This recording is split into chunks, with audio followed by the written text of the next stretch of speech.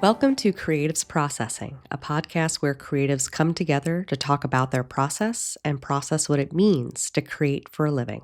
I'm your host, Sarah Mulligan Williams. I'm the creative director behind Word of Mouth, my studio partnering with small businesses and nonprofits on creative strategy, brand identity, and content production. I also curate Comedy 101, a live film series where I put foundational comedy films in front of an audience and talk about what makes them work. And now, this podcast. Three pretty different things on the surface, but they're really all the same thing to me. An excuse to dive deep on a subject to learn the craft behind it. Every episode of Creatives Processing shines a light on people who make art for a living and have figured out a few things along the way. We learn what their process for creating is, what guides their approach, and get a glimpse of how their wonderfully unique brain works. In this highlights episode, I'm pulling 3 moments from my conversation with Maegan Gindi, photographer, director, and artist based in Brooklyn, New York. Her practice spans across mediums: portraiture, writing, audio, motion, sculpture, directing, fine art, and what ties all of it together is connection. At the core of everything Maegan makes is a drive to create connection through conversation, with her subjects, with the work itself, and with the people around her. Photography, portraiture specifically, is the medium, but that impulse shows up everywhere, including in the critique group she's run in her studio for years, a space carved out specifically for photographers and visual artists to sit with each other's work outside of any commercial context. I wanted to talk with Maegan because she has spent nearly 2 decades figuring out what it means to keep creating, through grief, through industry shifts, through the parts of a creative life no one puts in the highlight reel. We'll get into her processes behind the project that launched her career, a self-funded political portrait series she shot at rallies for Bernie Sanders, Hillary Clinton, and Donald Trump. We'll get into what it actually means to keep going in this industry. Not hustle, not grinding, something more honest than that. And then into the critique group, what it gives her, what it gives other people, and what it means to build a space for the work that has nothing to do with getting paid. Between segments, I'll share what these moments bring up for me. But before we get into it, if you haven't already, please follow or subscribe to Creatives Processing wherever you're listening or watching right now. It's the best way to make sure you never miss an episode, and it genuinely helps this show reach more people. You can also follow at Creatives Processing on Instagram. That's where I share new episodes first. There's also a monthly newsletter that covers all things Creatives Processing, Comedy 101, Word of Mouth, plus playlists, book recs, and more. Check the show notes for the link. All right, let's get into it. Starting with the project Maegan never planned to be her breakthrough.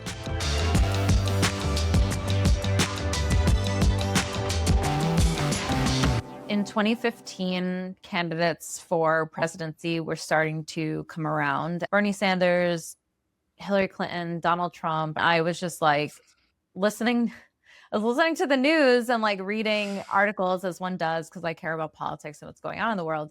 They were talking about like, oh, Bernie supporters are just like Bernie bros, and like Hillary supporters are like raging feminists, and Donald Trump supporters are like poor from the middle of nowhere. And I was just like, is that true? Who are these people? And I really wanted to like know more about who the supporters were and what that said about the candidates, like how they kind of speak in conversation with each other. And I don't see myself as an event photographer. And I was like, how can I make interesting, meaningful portraits at these locations, like speaking engagements, political rallies. I've always been a fan of Avedon. He was in the American West photographing portraits of people on a white backdrop. There's just like all these very iconic images. And I was like, I think that this is a good solution to figuring out how to make portraits of people in these places and like, you know, still feel the energy of the place and the person, but like remove them from that and look at them almost like an examination. It's like a documentation of almost like science, you know, it's like I'm looking at them as like a specimen in a way, like I'm examining them. And then when you put them up together, you know, and you have like a whole grid of them, you're looking at them as individuals. And can you tell really like who is who? Can you tell like this is a Trump supporter, this is a Hillary supporter, this is a Bernie supporter? I photographed like, I don't know, hundreds of people, and it was all self-funded. It was a lot for just one person. And because the project was set up like where I needed help. And I remember going to like the first one and I like taped up a backdrop and I just like used flash. And the photos like didn't look great. And it was also like people smiling. in every single one. I think that that's just what people do when they get in front of the camera. Of course. Like they just Yeah. smile. I remember showing the work to a photographer I used to work with, and he was like, yeah, I'm not interested in these photos. And I was like, why? And he's like, well, because they're not interesting. And I was like, well, what's not interesting about them? And he was like, well, everybody's smiling, so I already get their like vibe. And like the lighting isn't great. Like it's not consistent across all of them. And I was like, okay. And whenever somebody has told me that like something's not good or I can't do it, it's just like fuel for the fire for me to just like go out and prove them wrong. So I wound up actually going to ICP, and because it's like really hard to find the American West Avedon book, like the original book. There's so few of them in print. And I went and I read the introduction and the foreword and about like how Avedon approached this. So I went back there and I sat in the library and read the Avedon book. And then I was like, okay, I'm going to like use this. And so I went back and I iterated and iterated and iterated till the work got stronger and stronger and better. How did it gain traction? I was like posting stuff to Instagram. I was part of this like feminist Facebook group back in like 2015, 2016. And I was just like posting my work there. And I was just like, okay, I think that this is like something. I think that this is like interesting work. You know, does anyone here a photo editor? Does anyone here like work at a publication that might be interested in like, you know, telling a story about like the supporters? Because I mean, it was like we had Hillary. It was like the first, you know, female candidate for president. We had Trump, and everybody was like, what is happening? And then we had Bernie, who was like, you know, so out there with the things that he was saying, like, you know, a democratic socialist. So I was like, I think that there's a story with these images, and like these just didn't sit here. Like it's not doing anybody any good for me to just like sit on these. And then it turned out that someone was actually, I think she was like senior photo editor at BuzzFeed News at the time. Someone I went to college with was in the group.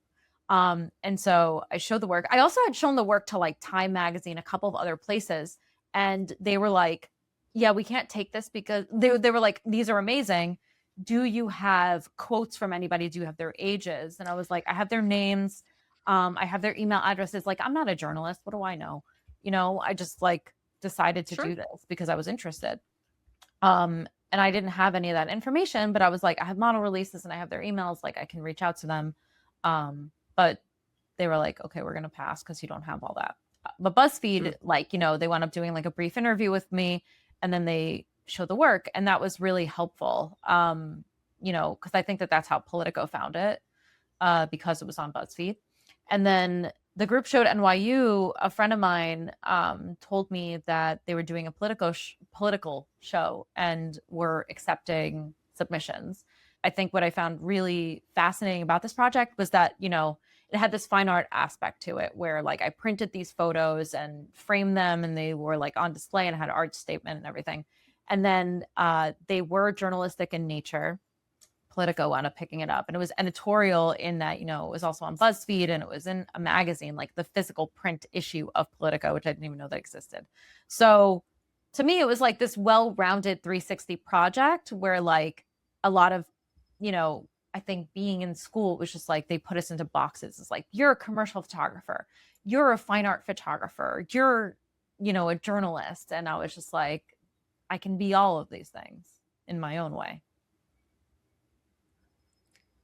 You then iterated on it for the Women's March in 2018. Learning from what the feedback I got. And like, that was, you know, I didn't have any quotes. I didn't have people's ages. I didn't have context. And I think that like, you know, in order for a company or an editorial to like want to take this on and like a bigger story, how do we talk about it if we don't have that? So when I went to the Women's March, I did the same thing, this time in color. The, you know, the supporters project shots at the rally was in black and white, went in color. And I brought an audio recorder. And I started audio recording people. Like I was like, hey, what's your name? What's your age? Where are you from? Why are you here? What's something that you're feeling today? And having that changed everything. Like I immediately pitched the work out to Teen Vogue, The Cut, Refinery 29, and In Style. And they all wanted it. And that was so exciting because I remember I was like, working for another photographer on a job, like digital teching, and I was like sending this out feverishly and then like getting emails back. And I was like, oh my God, people are like really excited about this, but like I'm on set for another photographer. Like, how do I balance all this? It was intense, but it was good. And Teen Vogue was like willing to pay me for it. And I was like, okay, cool. And they let me write the story as well. And it was like a short intro, to the photos and what it was about. But it got a lot of traction also on their site, and people were really engaging with it. It was like, they said that it was like one of their best articles that they had ever published. And I was like, wow, it's really cool that I had this idea and that you guys like accepted it, took it. And that led to me having like my first writer's byline. So from there, I was able to like pitch. Here's the thing about the Avedon Connection that I keep turning over. It's not just that Maegan admires him. It's that when someone told her her work wasn't interesting, she went to the ICP library and actually studied how he approached it. She read the introduction. She read the foreword. She looked at what made those portraits work. And then she went back and iterated until her project got there. That's treating feedback as diagnostic information rather than a verdict, rather than a judgment on your talent, on your capabilities. And there's this specific detail in the Avedon comparison that I find fascinating, that his subjects in the American West weren't smiling. Maegan's early rally portraits were all smiling, because that's what people do now when a camera appears, which means that a portrait where someone isn't smiling is actually harder to get than it used to be. It requires something different from the person behind the camera, a different kind of presence in the room, a reason to drop the performance. The other thing she said that really resonated with me, I can be all of these things in my own way. Fine art, editorial, journalism, not as a hybrid, not as a compromise, but fully, simultaneously on her own terms. That same project ended up in a gallery, in a print magazine, on a national news site. None of those contexts owned it. She did. She just refused the box the industry kept trying to put her in. I had a revelation that I'm doing a version of this. Every episode of this show is me figuring out what it is in real time, showing you the work in progress. This is the iteration. That's exactly what Maegan is doing with those political portraits. And what she's still doing now. The through line is there. The work just keeps expanding around it. So, question. Where has someone else's category been limiting how you think about your own work? And what would it look like to just do the thing across all the contexts on your own terms? Up next, what it actually takes to keep going in this industry. Not hustle. Okay, all right, it's a little bit of hustle. Just stay with me. I photographed Eli Manning earlier this year and had 5 minutes. And that's par for the course. It just is. People are just like, what do you even do in 5 minutes? I'm like, it's all like hours of preparation. Yep. Yeah, 25 minutes is like generous. You're like, 25 minutes shoot. I'm just like, oh my God, people are going to be listening to this and being like, that's like a lot of time. To get everything done in that amount of time, it's still like not necessarily easy at all. It just requires like a lot of preparation, like thinking about my lighting, thinking about the poses, researching these people, having just like, I make a couple of notes in a notebook, like bullet points to bring up, like, okay, this person did XYZ thing. This is like a podcast that they were on and something that they talked about, and then also just like talking to them like a human. But it's not like I'm there to be their best friend, but I just want them to know that like I care and I did my research. So I think like having all of those things, plus like working with a team that like I know and like and trust and have worked with many times over, I think that all of those things help me feel really prepared. You have to have like that drive, that hustle, that motivation, that fire under your ass in order to like make it happen. The business part is the hustle. Like that's what I think is like I call freelance like the eternal hustle. It just is, because you are like eternally hustling for sure. But then when you're shooting, that's like the flow state.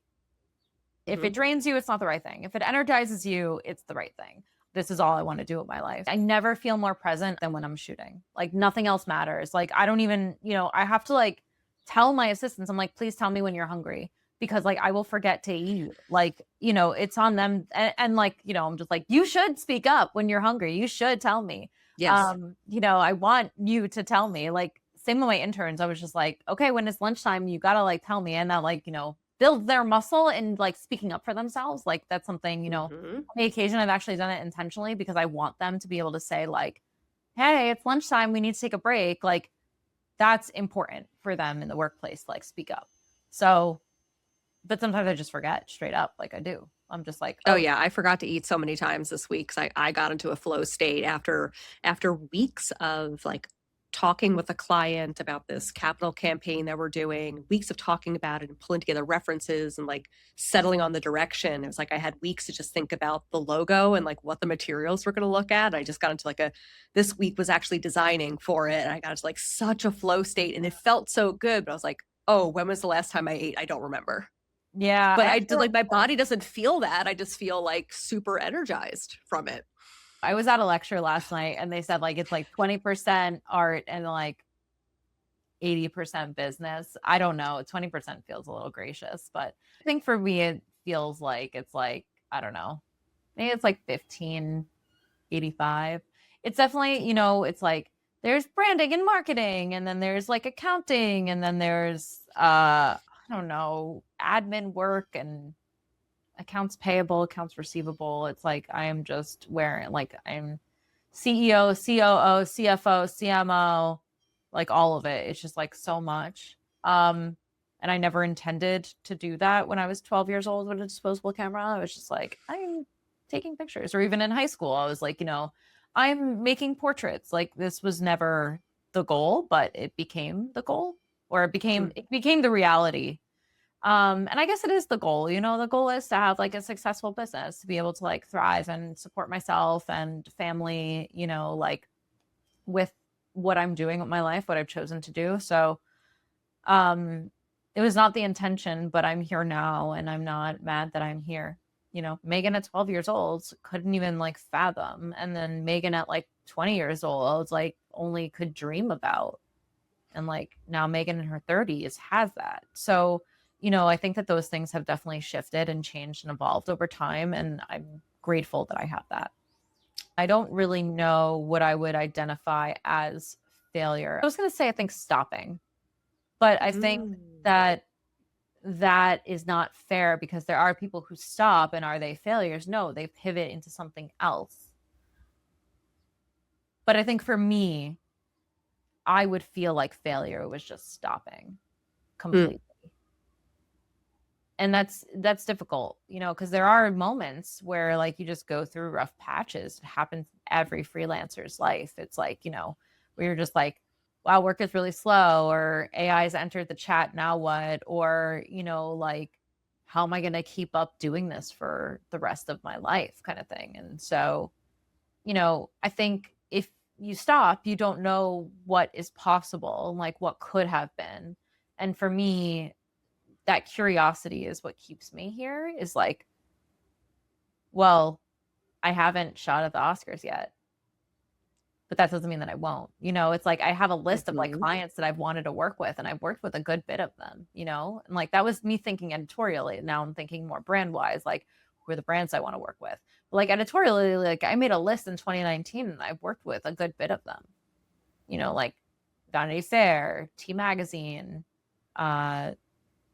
like who else do I work with? You know, like Washington Post, like, you know, shooting these things are amazing, and I'm so grateful for them. There are people I haven't worked with yet. Does that mean a failure? No, it just means that like I have to keep striving. So, you know, I'm very excited and hopeful for the future. I don't think that I'm going to be stopping anytime soon. But for me, that's, I think, what I would identify as failure, is giving up, because there's so much more that I haven't done. There's so much more I actually I haven't done yet. Okay, yeah. I hate the word hustle. We've wrung it completely dry. It's been turned into both a badge of honor and a warning sign. And at this point, it means almost nothing. It's you know what? It's ruined the hustle for me. But it's a real thing, the relentlessness, the ongoing work of running the business that surrounds the making. But hustle is a real thing. The relentless, ongoing work of running the business that surrounds the making is that eternal hustle. The pitching, the invoicing, the cold outreach, the admin, CEO, COO, CFO, CMO, like Maegan listed them all. That's not hustle in the inspirational poster sense. It's not, look at all the titles I have. It's just the reality of what it means to be a working artist who is also the only person running the ship. You can call it drive, you can call it ambition, you can call it pure spite. Whatever word you reach for, it's the thing that gets you out of bed when work is slow, when the industry shifts under your feet. Maegan's definition of failure is connected to that hustle. Failure is stopping, not stumbling, not a rough quarter, not AI entering the chat and making you question everything. It's stopping, because if you stop, you lose the ability to find out what was still possible. I also keep thinking about the logistics of what her career actually looks like in practice. Hours of preparation for a 5-minute shoot, a little notebook with bullet points for small talk, pose references, lighting notes, research on who the subject is as a person, so that when she's in the room, she can actually be present with them rather than scrambling. And when the shoot is happening, she's in a flow state. She tells her assistants to remind her to eat. Nothing else exists. The 85% of business creates the conditions for that meager 15% of flow. It's not a pretty ratio, but it's an honest one. I've had to grapple with that a lot recently. Hearing how practical Maegan is about it, how she still finds that drive is really inspiring. Up next, what Maegan built at her studio that has nothing to do with any of this hustle, and why I think it's the most inspiring takeaway. You also host a quarterly critique at your studio. What does that look like? Oh my God, I love crit night so much. I love crit night so much. At the last one, we were talking about potentially like doing a group show and having people like show their work together, which I think would be really cool. And I was like, where would we do it? People are like, you have a studio, like you could just do it here. And I was like, oh, actually, it's like kind of a cool idea. So I'm like interested and excited about this idea of like curating as well. The crit night, what it gives me is like, man, in this commercial editorial world, I think that it's rare that we have a space where we can sit and actually look at art and like think about art that's being made, not for monetization purposes, but just because people are like excited about a project. Like I've shown work from my dad work there. Somebody just showed work on dancers. Another person showed work about like being queer and like how that is tied to like their identity and their life and being from the South. And another person showed work that she made while she was in Egypt. So it's like you're seeing all this like diverse perspective. I always bring a photo editor or an art director or producer or a curator, somebody who looks at work differently than photographers, somebody whose job it is to like do a little bit more storytelling from a different perspective than we do. So another set of eyes can be on it. We can get feedback from people who aren't just photographers specifically, primarily. And it's great. People come, they feel like it's like therapy every time. It's so wonderful. It's so wonderful. People are always asking me, when's the next one? When's the next one? I want to show work. Oh my God, can you? And it's like, it's so nice because this just started from an idea of like, we have in New York and in LA, there are like all these photo happy hours where like photographers and photo editors come meet and hang out. And it's like, sometimes you don't want to be at a bar. Sometimes you don't want to be screaming. Sometimes you don't want to spend $100. Sometimes you don't want to feel forced to drink. It's like, where can we actually like connect and look at work and build community and like feel a little bit less alone? And so I was like, you know what? I have a space. I might as well do something with this space that I can offer out to other people. And I want to see what people are working on when no one's paying attention. Like what drives people, what motivates people, like what's exciting people, what do people need help with? How can we work through those problems together and like build a community? And like last time, I can't even tell you, it was like such a treasure. Really, it was. Everybody was just like thanking me so much. And they were just like, oh my God, I'm so excited. Can't wait to the next one. This is like the best. I look forward to this like all the time. It's like, it's just I don't know, it's so nice. It's so nice. And it's like, you know, it's not about me. It's about like giving a space to other people to like show their work and like talk about their work and how can we support each other, you know? And people, let me tell you, people come, it's so crazy. There, like, people will come to like so many, like they come back. They come back, and every time there's more people, more people. I'm like running out of chairs. Like in the very beginning, it was hard to get people to show work because I think people were just like afraid and they didn't know what it was. And they were like very vulnerable. And like, you know, people would back out last minute. And I was like, oh my God, if we don't have people show work, we have nothing to talk about. So this time it was just like, you know, so many people signed up and I was like, and they were like, please pick me. And I was like, next time for sure. Come to one, you know, this is like your first one. I'm glad you're so excited, but like come to this, see what it's about. Next time show up and I'll select. What Maegan is describing, what the crit nights are actually for, is a space where the work doesn't have to justify itself economically, where you can bring something you're in the middle of that no one hired you to make and have people look at it seriously, showing your work in progress. So Maegan makes work about a lot of things. She's been making work about her father for 15 years, photographs she took of him in Las Vegas before she lost him. Includes audio recordings she can still listen to, and now sculptural pieces and installations that are still taking shape. It's work that takes on the things most people look away from and tries to give them some shape, empathy. These crit nights, Maegan describes, feel like a community version of that same impulse, a space where serious things can be looked at seriously, without pretense, without external context pressing down on it. You know, it's a space where the work doesn't have to justify itself economically, where you can bring something you're in the middle of, something no one hired you to make, and have people look at it seriously. I also love how she runs them, you know, bringing in a photo editor or an art director or a curator. You know, it's not just to get a different perspective than photographers have, you know, someone whose job is storytelling from another vantage point.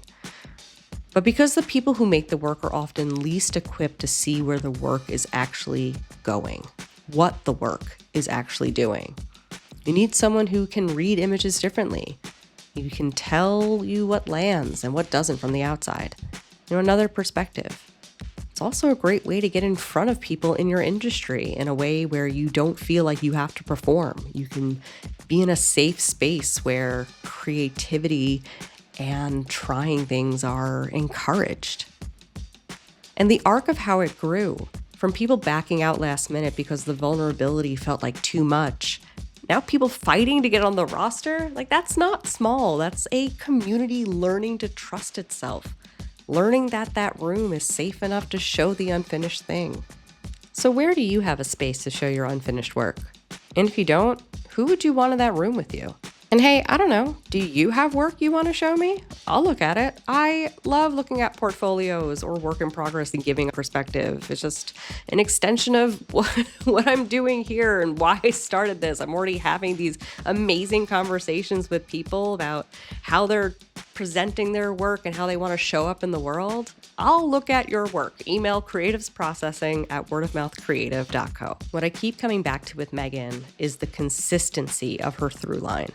She started with a disposable camera. Now she's shooting for Vanity Fair. The format has changed. The budget sure has changed. The medium is expanding. But the commitment to work that feels considered, that feels like her, that holds up over time, has been steadfast. She also built something around herself that I think doesn't get talked about enough.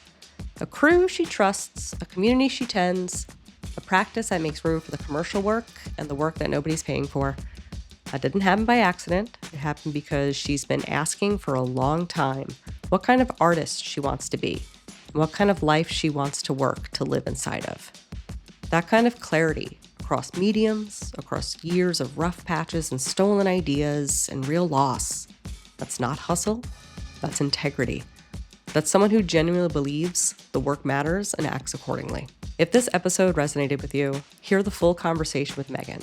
We get into her fine art practice, what grief has meant for her work, where she sees her practice going, and a whole lot more. You can find it wherever you're listening to this. Check the show notes for how to connect with Maegan and check out her work. Also there, the latest word of mouth mixtape. I put these together every month, a playlist of music I'm listening to and loving. This latest playlist was compiled through April, so it's chock full of festival hits inspired by the Lilith Fair documentary and this year's Coachella. Apologies in advance if Amy Mann to Nine Inch Noise causes you whiplash. That's it for this episode of Creatives Processing. Please leave a rating wherever you're listening. It legitimately makes a difference. Spread the word and share with a friend. You can find me and my creative studio, Word of Mouth, at wordofmouthcreative.co. If you're a brand or organization looking for a creative partner, someone who leads with strategy, storytelling, and a real human point of view, that's what I do. Come say hi. This episode was produced by Word of Mouth, edited by Kai Indermar, and our theme music is by John Michael Ruschel. Till next time, thanks for listening to Creatives Processing.